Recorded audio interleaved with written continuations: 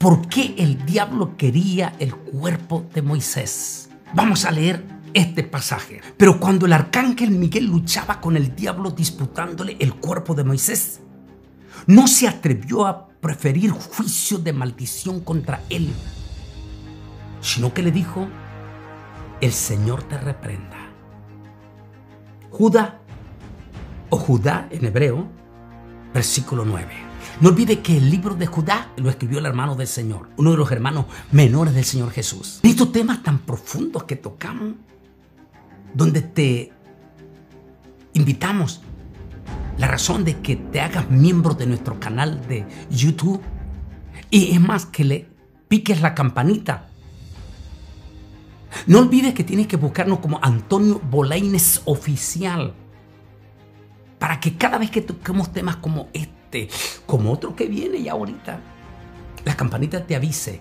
O como cuando grabamos El Mundo Actual, que es todos los martes a la 1:12 de Centroamérica. ¡Blin! Te suena la campanita y lo veas en primicia, porque después ya no lo vas a ver hasta el siguiente día.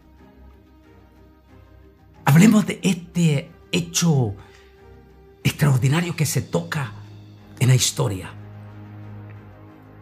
Ese personaje extraordinario,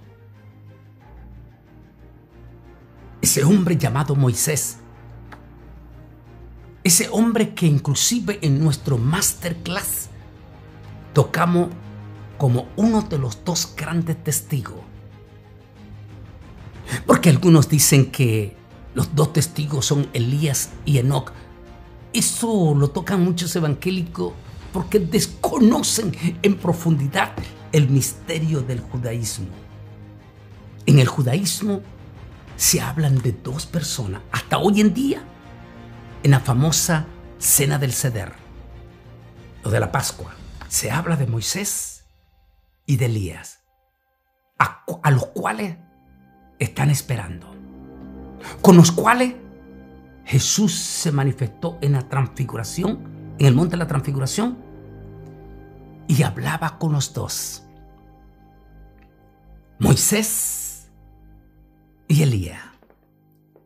Ese Moisés que tiene una característica única en la historia del pueblo judío, ese misterio profundo con que fue salvaguardado cuando su madre lo puso en aquella pequeña balsita y puso el niño, y las corrientes del río Nilo lo empezó a llevar.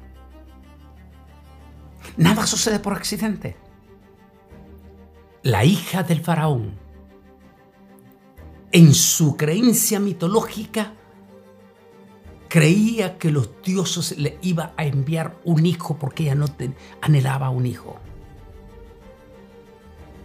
Y cuando sus doncellas están bañándose en las aguas del río Nilo, ven venir una pequeña balsa chiquitita flotando. Toman aquel misterio de la balsa, escuchan los llantos de un niño en aquella pequeña balsita. Lo toman e inmediatamente lo ponen en los brazos de aquella princesa, la hija del faraón, quien al ver a aquel niño en su inocencia mitológica, ella pensó que los dioses lo estaban enviando, y agarró a aquel niño y lo recibió como un regalo especial. Es una historia lindísima, preciosa. Y aquel niño va a crecer en la realeza del imperio egipcio de aquel entonces. Al crecer en la realeza, ese niño fue educado en la realeza, en todas las ciencias conocidas de aquel entonces de los egipcios. Es decir, fue un niño profundamente educado. Y como joven, educado también en las fuerzas militares, porque lo estaban entrenando para ser el futuro faraón de la primer potencia conocida en aquel entonces. Y lo demás, usted conoce la historia de Moisés, quien no escatimó el ser el heredero de la primer potencia del mundo, sino que se convirtió en un humilde pastor por causa de su pueblo, de su descendencia, de su sangre. Y así, estando pastoreando aquellas ovejas en el monte del Sinaí, se le manifiesta el Altísimo en aquella zarza que ardía y no se consumía, y lo escoge para la gran misión al pueblo de Israel de Egipto hacia la tierra prometida. Allí, cuando Moisés termina aquellos 40 años de historia, yo lo estoy simplificando, cuando Moisés golpea la roca, pero no le da la gloria a Dios. Aunque la única falta que Moisés cometió en ningún momento fue blasfemar contra Dios. Él nunca blasfemó como estos falsos profetas. No. Él solo cometió una falla. No le dio la gloria al Señor en aquel momento de la roca. Eso le costó el no entrar a la tierra prometida. Lideró a todo el pueblo de Israel en 40 años en el desierto. Y cuando ya está en la víspera de entrar, como el Altísimo le había dicho que no entraría, pero en su divina misericordia le da el privilegio a aquel hombre de 120 años ya, a que suba a esa colina que yo he estado allí. Y desde allí se puede ver a perfección la tierra de Israel. Le mostró toda la tierra. Y después que le mostró toda la tierra, llegó el momento. Qué lindo que es esta historia. Porque dice que Dios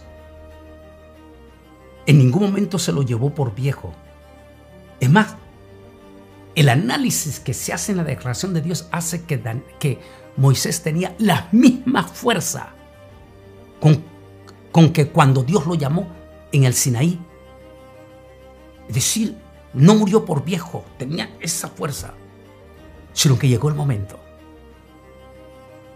Solo que hay un misterio.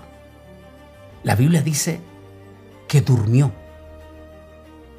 y que el Altísimo ocultó su cuerpo. La palabra que utiliza allí en hebreo, durmió, no es la misma que se utiliza morir. Simplemente el Señor dice que lo hizo dormir. Recuerde que una persona que no ha muerto, sino que está dormido, como por ejemplo de coma, su cuerpo no se descompone. O sea que Dios hace dormir porque Él tiene el poder, sin que su cuerpo se descomponga. Y allí interviene, porque Satanás se mueve en el mundo espiritual. Allí interviene Satanás y quiere robarse el cuerpo de Moisés. Hay muchas teorías. Aunque esta historia es una de las historias que se habla en los libros apócrifos del primer siglo, que se llamaba la Asunción de Moisés. Son relatos que se mencionó y que ya menciona el hermano del Señor. ¿Para qué quería ese cuerpo Satanás? Expertos dicen que lo más seguro es que Satán tenía furia contra Moisés. Porque Moisés había sido el instrumento del Altísimo, quien había dejado en ridículo a los dioses que lideraba Satanás en los egipcios. Porque Satán sabía que había sido Moisés el que había dejado en ridículo a todos los demonios que operaban en los egipcios en las batallas contra Israel. Porque Satanás sabía que había sido Moisés el instrumento que Dios había utilizado para la revelación del libro de los libros, la Biblia. Es posible que esa era la razón que Satán quería agarrar ese cuerpo. Como sabía él que solo estaba durmiendo, él lo quería crear dolor y sufrimiento. Pero recuerde, Dios no permite que Satán ponga más allá sus manos sobre su ungido. Otra es que posiblemente también Satán quería desatar un espíritu de idolatría como los egipcios, pero dentro del pueblo de Israel. Porque no olvide que el ser humano siempre es débil. Incluyendo Israel, que en múltiples ocasiones cayó también en idolatría. Si Satán mostraba el cuerpo de Moisés a los judíos, algunos dicen podía ser que Israel, por la historia de Moisés, convirtiera el cuerpo de Moisés en una especie de idolatría sin precedente, con lo cual Israel ofendería a Dios. Definitivamente las dos hipótesis tienen poderosas razones por las cuales Satán quería ese cuerpo. Y como son fuerzas espirituales, en nuestro masterclass estamos hablando en profundidad de Apocalipsis y ya casi entramos al capítulo 12 en masterclass, cuando hablaremos del segundo cielo. Cuando Satán finalmente se enfrentará otra vez con Miguel. ¡Wow! ¿Qué batalla habrá sido ese momento? Satán y sus demonios peleando por el cuerpo de Moisés. Y entra el comandante. Por favor, te invitamos a que te hagas miembro de nuestro masterclass o en nuestro canal de YouTube también. Solo inscríbete en nuestro canal de YouTube, Antonio Polaines Oficial. Acuérdate de poner la campanita para cuando salgan temas como este. Y en Masterclass, donde profundizamos sobre Apocalipsis. En ese momento, Satán, con sus fuerzas espirituales, que lo vamos a tocar en Masterclass, está batallando para sacar el cuerpo, publicar el cuerpo de Moisés, o a saber si que quería. Y allí interviene Miguel. Tuvo que ser una batalla durísima. Durísima. Como para que, con todititititas las blasfemias que son comunes de Satanás y sus demonios, era como para que el ángel Miguel reaccionara con furia y le dijera: ¡maldito! Pero la Biblia dice que Miguel no quiso preferir maldición sobre un personaje que ya está derrotado.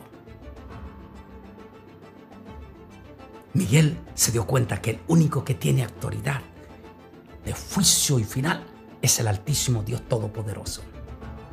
Profunda enseñanza nos deja esto a los predicadores y a tener cuidado con eso que les gusta estar maldiciendo desde el púlpito. Dios no nos mandó a maldecir a la gente. Dios nos mandó a bendecirlos. Y a dejar que aún nuestros propios enemigos, que a veces nos enfurecen, como le pasó al mismo Miguel, y queremos nosotros decirle: ¡maldito! Deja el juicio a Dios. Él se encargará.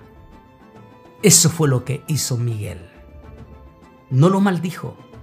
¿Para qué si ya estaba enjuiciado? Simplemente le dijo Miguel: que el Señor te reprenda.